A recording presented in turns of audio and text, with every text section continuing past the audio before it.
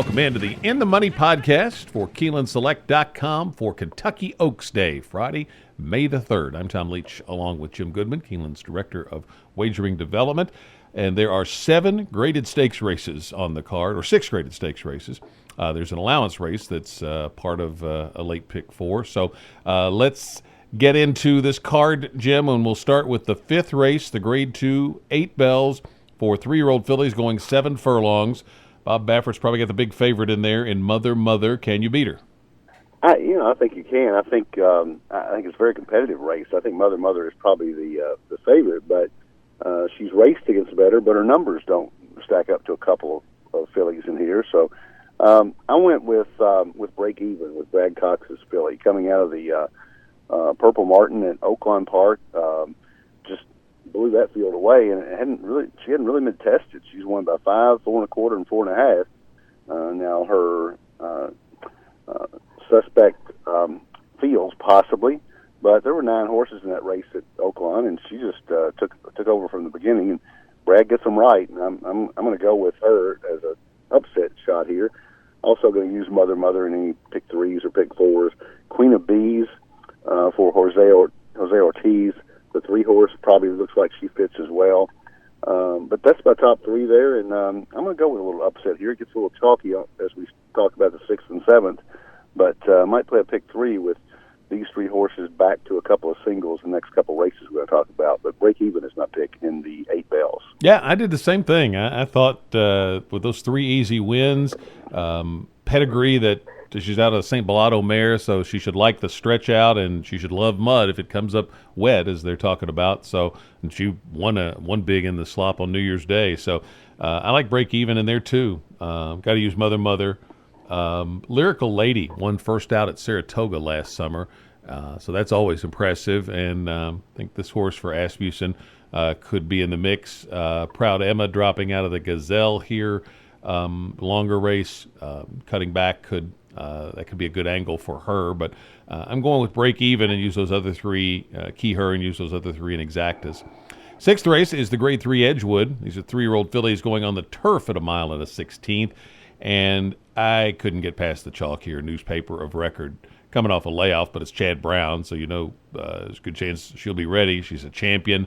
The only horse I could give a shot is Concrete Rose. She got dusted pretty well by her last year in the Breeders' Cup last fall down at Churchill, but it's a high-quality horse too. So if you want to go use both of those in multi-race tickets, I could certainly see that and hope you get the bigger price, but Newspaper of Record looks awfully salty in the Edgewood. How about you? Yeah, I thought she was the most impressive winner on Breeders' Cup Day, and that's saying a lot, but she just blew that field away. And a mutual friend of ours named Jonathan Kinchin is putting it out on his blog that he is going to absolutely slaughter this double with Newspaper of Record and McKenzie in the follow-up race. So you're not going to get any money if you make him do that, because Jonathan will put a little bit of money on that double as well. But he loves Newspaper of Record. I can't argue with his selections there. Concrete Rose would be my second choice, and I think a cold exacta with either Concrete Rose or Winter Sunset, if you like her, possibly coming out of the Florida Oaks, you're going to get a better price than Concrete Rose. One of those 2 is going to run behind Newspaper Record, but I think she's a single in any multi-leg wagers. And this is a kickoff with a 20-cent single 6 jackpot, so I think you got a free square here. 7th race is the grade 2 Ali Sheba, going 1 mile and a 16th, and probably got a big favorite in here in Bob Baffert's McKenzie. What do you think about the Ali Sheba? Well, I think it's chalky, but I don't think that this is a lock that Newspaper Record is, simply because Seeking the Soul for Dallas Stewart loves Churchill Downs. Has gotten the money 8 out of 10 times here, including a famous second in the Kentucky Derby a few years ago at a huge price. So Dallas gets him ready, shipped this horse over to Dubai in the World Cup, and he did not fire at all over there. The line says never threatened. So don't know what that'll do to him, but they've given him some time off. This is March 30th, so he's got 4.5, 5 weeks from that. Sometimes they don't come back the same, but I think Seeking the Soul has a shot here. McKenzie is certainly the favorite here and probably going to win. The horse I would give a long shot to, this horse stepped up at Keeneland, Bourbon Resolution in the Ben Ally. I thought ran one of the most impressive races of the Keeneland meet and won by 4.5 there. Don't know how tough the field was again, but Ian Wilkes, when he gets them right, they stay right for a while. So Bourbon Resolution at a morning line of 15-1 might jump up and get the money here. But McKenzie and Seeking the Soul look like it's pretty chalky. My pick in the Alley Sheba is going to be McKenzie. I like the sharp local work. And so with that work, I'm going to forgive the debacle in the Breeders' Cup Classic. The horse may be best going shorter distances, one turn really. I think they're going to point him to the Met Mile, which I think could be ideal. So I'm like you. I don't think this horse is a cinch like Newspaper of Record, but I am going to use him on top. I got to use Seeking the Soul certainly as well for the reasons you mentioned. Loves Churchill Downs. Instilled Regard, I think, could move up on the move back to dirt for Chad Brown. So I'm going to throw that one in there, and then Bourbon Resolution and Tom's d'Etat 5 and 2 respectively. If you want a little bit of a price, you could throw those into multi-race wagers, but probably just key everything around McKenzie and the Alley Sheba. That takes us to the start of a pick 4 that includes 3 stakes. It's the Grade 1 La Troyenne. Fillies and mares go a mile and a 16th here, and I like Blue Prize. Think it's a bold move to go into a Grade 1 off a layoff, but that tells you where Ignacio Correas is thinking as far as how she's doing. She loves Churchill Downs. She was entered in the Double Dog Dare at Keeneland, an easier spot, and he chose to go here. So I like that confidence, so I'm going to go Blue Prize.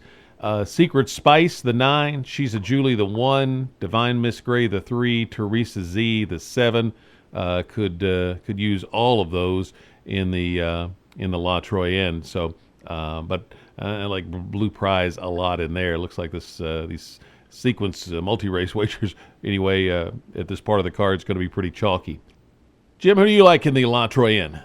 I like 4 horses, and I really couldn't separate the top 4 horses, and Mike Battaglia couldn't either. He made them 7-2, 3-1, 7-2, and 5-2. Didn't come up with a strong favorite here. I think you like Blue Prize as well. Scratching out of the race at Keeneland to come in this spot, but she's a Julie. I've liked her for a long time. She likes Churchill, coming off an impressive win in the Bayakoa at Oaklawn. Should set her up very well. That was off a 3-4 month layoff, and she just dominated that field at 7-5. You're getting a little better price on her here. I think Blue Prize may need one, although they are confident in bringing her here. Divine Miss Gray, Danny Gargan is an underrated trainer that I've talked about before on this program. And if you look at Manny Franco's numbers with him, he is 50%.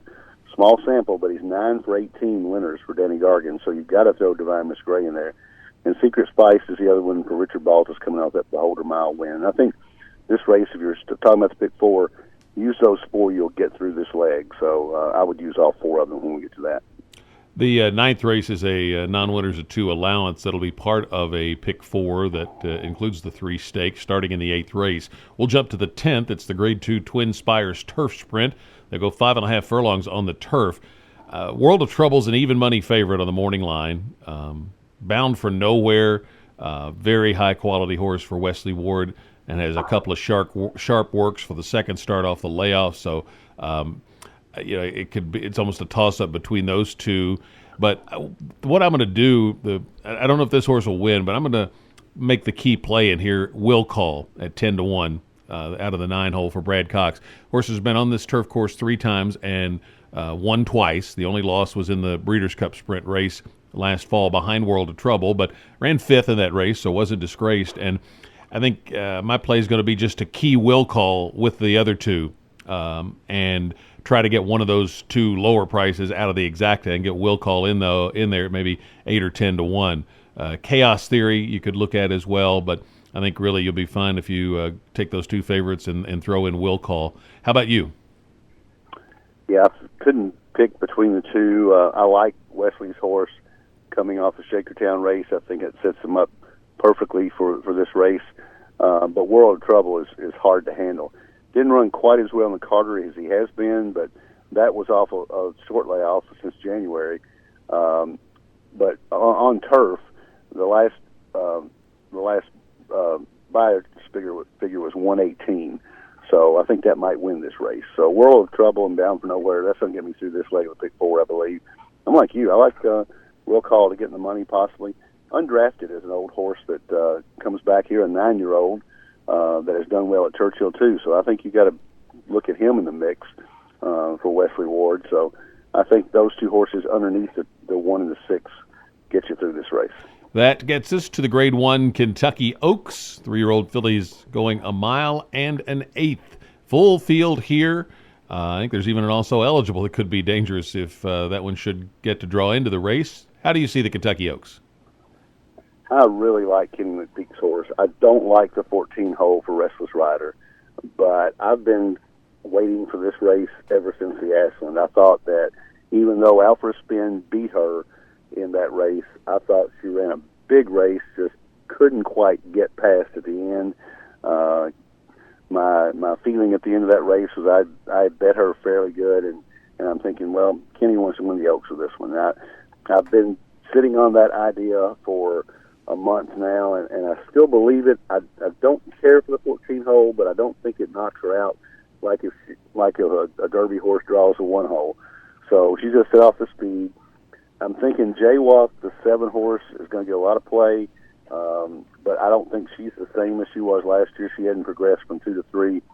The horse that Restless Rider has to beat is Bellafina, and there are some question marks there coming from Santa Anita here. To a completely different track. She didn't run very well in the juvenile fillies here after she got to a bad start, but that's her only misstep. So Bellafina's got to be the favorite. I think Restless Rider at 5 or 6 to 1 is a great bet. I've got some future bets with Restless Rider to 6 horses in the Derby for the Oaks Derby Double. They did that for the first time this year, so I've got some really nice prices up to $225, I think, with some of the favorites in the Derby. So Restless Rider's my pick here. Serengeti Empress has a shot with a big jot change. If you forgive the last race at Fairgrounds and just say that wasn't her day, she bled, and hopefully they've got that issue taken care of. Geltrin, or Luis Saez, gives her a chance with the best last race buyer figure. Alpha Spin gets a big jot change to Irene Ortiz from Paco Lopez, who won the Ashland with her. Other than that, I think that the others are also Wrens. I don't think it's a real competitive Oaks at the top, and I'm hoping that Kenny's got this horse ready and takes the Oaks. I am right with you. I thought that she looked like the winner of the Ashland turning for home and just maybe needed that race in the first start off the layoff. And she got her best buyer figure in that first off the layoff. She loves Churchill Downs. And I think Monomoy Girl won from the 14 last year, so I think she can overcome that. And I like her a lot. I know I interviewed Kenny for Keeneland's social media late in the meet, and he was very confident in her. And I think she has a big shot. If she doesn't win it, I'll be surprised if she's worse than second. If Dunbar Road draws in, a very lightly raced horse, but I think she'd have a shot for Chad Brown off how good she looked in her debut. Champagne Anyone has trained great for Ian Wilkes and had a nice win last time at Gulfstream. So I think one of those two would be the ones I would see winning it if Restless Rider doesn't. Flor de la Mar for Baffert, I think, could outrun Bellafina, who I'm not sure will have won 1 mile and an eighth, and not sure how well she likes Churchill Downs. So Baffert's filly, who ran second behind Bellafina last time, could beat her in the Oaks, so you'll get a good price. Beyond those, Street Band for Larry Jones, or seems to be improving, and Larry Jones is outstanding with fillies, so you could consider that one. Geltrin could be another one, but I think probably if you want to be safe and throw in the 2 California fillies and go 5 deep, but I think Restless Rider, Dunbar Road, Champagne Anyone will probably get it done, and Dunbar Road might not even be in the race. Now, there's a pick 4, Jim, that starts in the 8th race. What's your ticket look like? Okay, I usually do a bigger budget ticket for the Oaks and the Derby. I've got a $100 ticket here, which is fairly reasonable for this big a day. I think the first leg that we talked about in the 8th race, which is the La Troyenne, I went 1, 2, 3, 9 there. That's the 4 favorites. She's a Julie, Blue Prize, Divine Miss Gray, and Secret Spice. So 1, 2, 3, 9, four horses there. The allowance optional claimer, I'm surprised they threw this race in here. I guess they just felt like that the earlier stakes were too chalky. But I'm going to spread here simply because there's some horses that are unproven. American Tattoo, the one horse for Todd Pletcher, hasn't raced over here. It's raced in Argentina exclusively, but Velasquez and Pletcher, you have to include him. The 7-horse Solid Wager is probably my pick here for Peter Miller with Joel Rosario. Horse looks really good coming off the Aqueduct races. They shipped to Santa Anita. Didn't run that well in San Carlos, but drops in for a tag here. Solid Wager, the 7. The 2-horse Rugby Man from Graham Motion. The 15-horse, if the horse gets in Soul Street for Irad Ortiz, is probably going to be either first or second choice, and there may be a scratch here. And then the 4-horse is my 5th pick, Musical America, the 4 for Miguel Mena. So I'm going to go 1, 2, 4, 7, 15 to try to get through this leg. It's a tough one. You could go a little bit deeper if you wanted to. In the 3rd leg, the Twin Spires Turf Sprint, I'm going to just stick with Bound for Nowhere, the 1, and the 6-horse World Trouble. So 1, 6 there to get me through that leg. I think that's a fairly good play. And then I'm going to go 5 deep in the Oaks. I'm going to go 4, 7, and then 13, 14, and I'm going to include your 15-horse in case she draws in. So that's Bellafina, Jaywalk, and then the 3 outside horses, Serengeti Empress, Restless Rider, my top pick, and Dunbar Road. Obviously, if Dunbar Road doesn't draw in, that reduces the ticket to $80. So 1, 2, 3, 9, with 1, 2, 4, 7, 15, with 1, 6, with 4, 7, 13, 14, 15 for $100.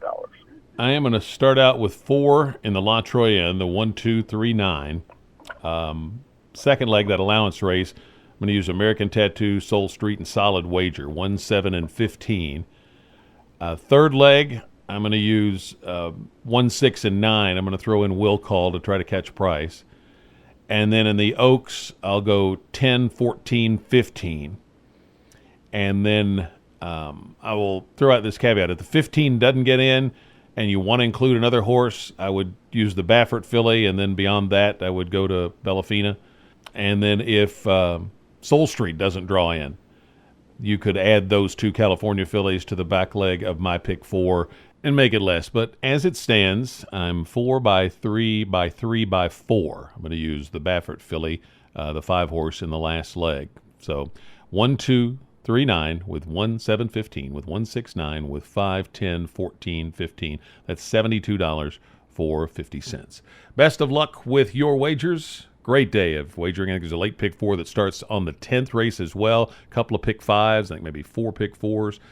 So it's just a great day of wagering opportunities. Hope you take advantage if you're at Churchill or you're at Keeneland, or you can play through KeenelandSelect.com. And we'll be back for Derby Day for another edition of this In the Money podcast.